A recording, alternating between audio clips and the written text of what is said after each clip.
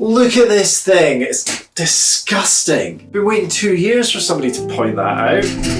How hard is it to write a hurtful YouTube comment? Well, I'm not waiting any longer. I'm gonna recover my ironing board. I start by untying this knot. Unstick the old shell and quickly realise that this project might not need a whole video. The cover is in 2 parts. The padding, that only needs a little TLC to reuse. And the shell, which is a single panel of fabric. Binding has been added to the edge through which the cord is threaded. Pulling on this gives the cover its shape. But to be thorough, I carefully unpick the edge so I can reuse the binding and the cord. I can now use the original fabric as a pattern for its replacement. For materials, I have this Pokémon bedsheet. I'm not the biggest fan of the franchise, but it's not like they had any Turtles or Thundercats, so we'll just make do with Pikachu here. My only concern, kids pee the bed. Kids pee the bed a lot. I'm a bit worried that every time I iron, it's going to release the smell of urine. I'll let you know. I unpick the duvet and choose the inside for the new cover.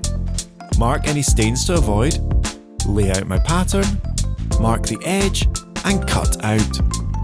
If you don't have an existing cover to work with, you could lay out your ironing board on the fabric. Mark the edge, then add a healthy seam allowance to give you your pattern. I move to the sewing machine and line up the binding, working slowly around the edge. I've chosen a narrow zigzag because I damaged the binding taking it off and want to make sure it catches securely to the fabric. And fuck's sake. Hey, it's me, old Buckethead. Guess I'm here cause you can't get a Pokémon to do an ad read. I've never used an iron myself on account of being so fabulously wealthy, but I know something about the crushing effects of addiction. For me, it's booze. For others, it's making YouTube videos only to have them fail spectacularly. The Unpicker isn't going to stop, so why not throw the guy a bone and hit that like button?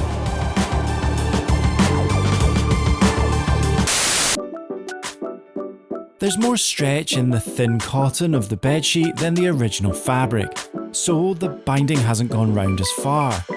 No matter, I have a solution. I cut myself a corner of the bedsheet. Natural fabrics like this cotton don't stretch on the weft and the warp. However, they do stretch at 45 degrees, the bias.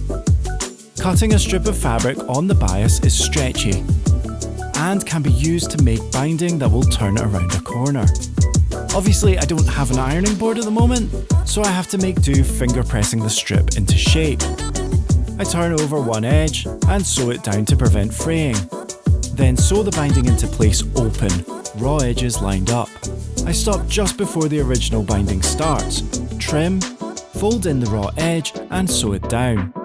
I can then fold the binding around the edge and sew in place to finish. Now the tedious job of threading through the cord. Notice I start in the original binding so that it'll nicely go through the point where the new binding overlaps. It would have been a much neater job to have made my own binding, and I'm thinking it's time to invest in a bias binding foot to make this sort of job easier. The padding could be replaced with a similar heavyweight batting, flannel or felt, but I'm going to add an extra layer of this thin batting on top. I trim it to size, fit the cover in place, and this... Who's that Pokémon? is the finished item.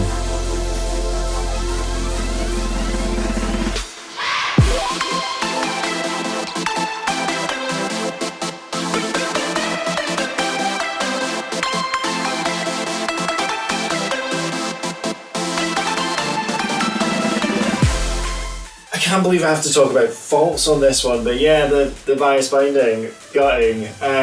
Don't let that dissuade you. This is like an incredibly straightforward and easy project.